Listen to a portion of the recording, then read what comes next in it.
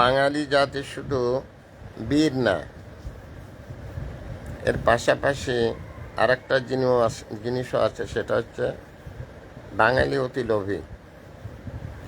এখন এই 53 বছরের যে ইতিহাস, স্বাধীনতা পরবর্তী পুঙ্খানুপুঙ্খ রূপে যে জিনিসটা বোঝা গেল বা উপলব্ধি করা গেল, সেটা হলো এই 53 বছরে কোনো সরকারই দেশের সাধারণ মানুষের জন্য নিরাপদ ছিল না।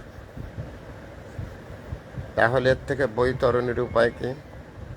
বাঙালি হয়ে বাঙালি শাসন যদি চলে, তাহলে দেশের সাধারণ মানুষ অন্তত 80% লোক দুবেলা খেতে পাবে না।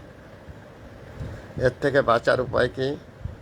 এর থেকে বাঁচার উপায়, বিদেশ থেকে সরকার আমদানি করতে হবে, চুক্তিভিত্তিক সরকার। কেউ আমাদের দেশ হয়তো 2 বছর শাসন করে দিয়ে যাবে, তাদেরকে বেতন দেয়া হবে, তারা এই দেশটাকে শাসন করবে শুধু সততার ভিতরে। যেমন একটা বড় প্রজেক্টে অনেক লোক জব করে, এবং যেহেতু জবাবদিহিমূলক জব, সেহেতু যারা জব করে তারা টাকা পয়সা লুণ্ঠন করতে পারে না।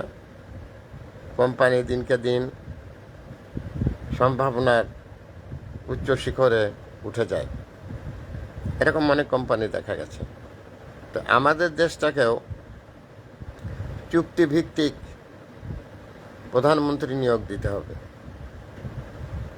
এবং চুক্তিভিত্তিক রাষ্ট্রপতি নিয়োগ দিতে হবে, এবং নিঃসন্দেহে তারা আমাদের দেশের লোক থাকবে না, অন্য দেশের লোক দিয়ে আমাদের এই দেশ শাসিত হবে, তাদেরকে তাদের বেতন দিতে হবে। আগামী দিন এরকম সংগঠন তৈরি হবে যে তারা চুক্তিভিত্তিক পৃথিবীর বিভিন্ন দেশ শাসন করছে।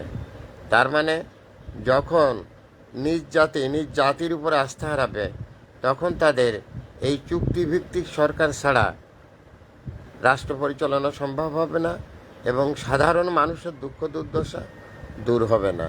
সেক্ষেত্রে আগামী দিন এই ধরনের সরকারও আসবে, যাদের কাজ থাকবে পৃথিবীর বিভিন্ন দেশ শাসন করা, চুক্তিভিত্তিক, তারা বেতনের সরকার। ঠিক এইভাবে আগামী দিনগুলোতে এরকম কিছুর আভাস পাওয়া যাচ্ছে।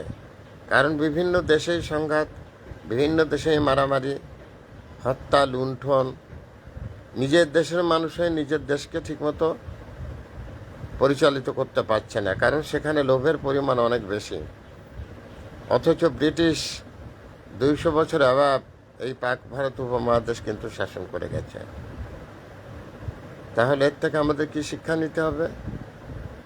নিজ জাতির উপরে যখন শাসন প্রক্রিয়া চালাবে, তখন সে হত্যা, লুণ্ঠন, বিদ্বেষে অভ্যস্ত হয়ে যাবে, রাষ্ট্রের টাকা লুট করবে, আর এর ফলাফল হলো দেশের 80% মানুষের সমস্যা তৈরি হবে।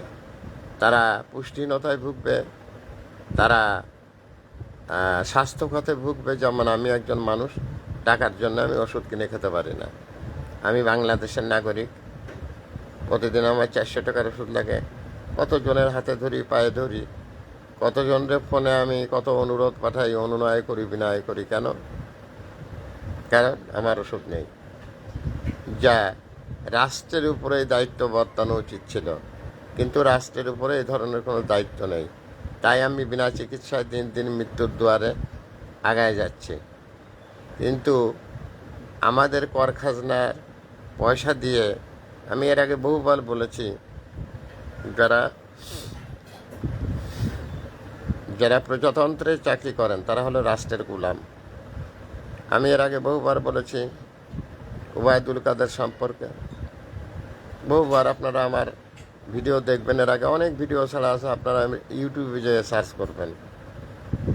তো সেতুমন্ত্রী ওবায়দুল কাদের সাহেব, তিনি চিকিৎসা হতে যান সিঙ্গাপুরে।